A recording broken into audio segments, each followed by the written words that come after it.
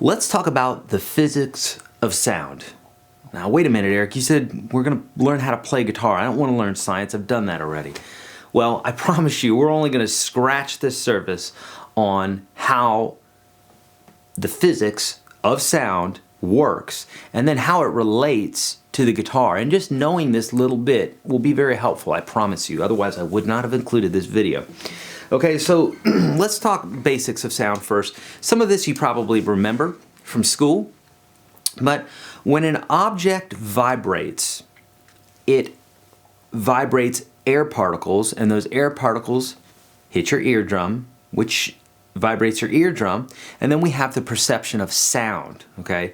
Similar to our other senses, with the sense of sound, we need to have something that's vibrating, that vibrates the air, that then vibrates our eardrum, and that's how we perceive sound, okay?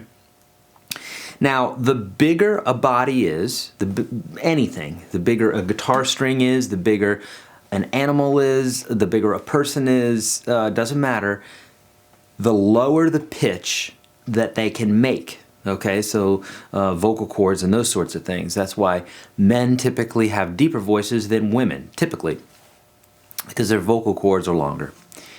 So the smaller an object, so on the opposite side there, smaller an object is, typically the higher it vibrates, which means the pitch goes up. So pitches that vibrate at slow speeds tend to be low in pitch. So this would be lower, and this would be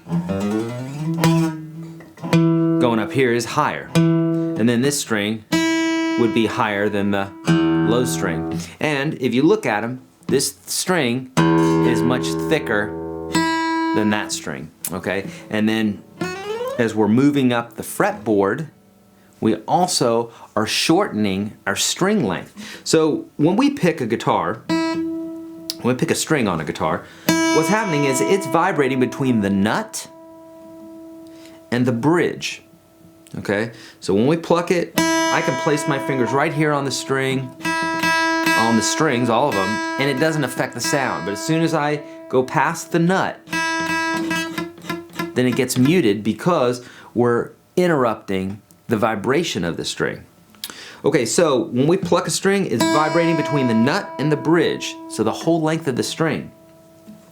And as we press the string down on the frets, then what happens is the pitch goes up because we're shortening, every time we do that, we're shortening the string length. And remember, we said that the smaller a body is, the higher pitch it is, right? That's why we call this going up the neck, because we're going up in pitch, okay? All right, so we pluck that string, it's vibrating between these 2 points.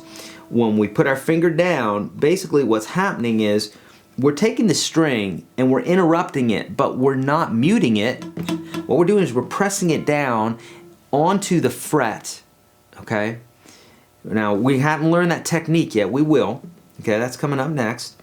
But essentially what's happening is we're pressing that string down and it's being depressed onto the fret that's in front of that finger, okay? So if this is 0 and this is the first fret, then if I put my finger here, I'm pressing the string down and the string is right there on that fret, okay? It's being pressed down and held down as if it were the nut. And that's why we can play it and we can have our finger here and we're not interrupting the sound. Now if I went a little bit past the fret, now we start interrupting the sound again because we have something soft that's muting the string, our finger.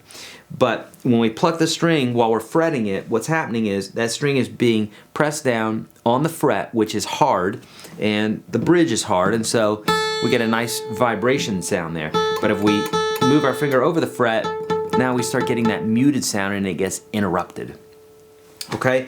So really, that's all that we need to talk about in regards to the physics of sound. Basically, that we have vibration and we're talking about pitch. And obviously, the stronger the wave lengths are, or the particles that are hitting your ear, the louder something is.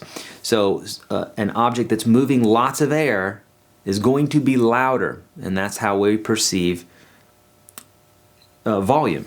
Okay, so we'll be addressing that to some degree within the course when we're talking about, you know, maybe accenting a note or something like that. We may play it louder or slightly harder, and then we would perceive that as slightly louder.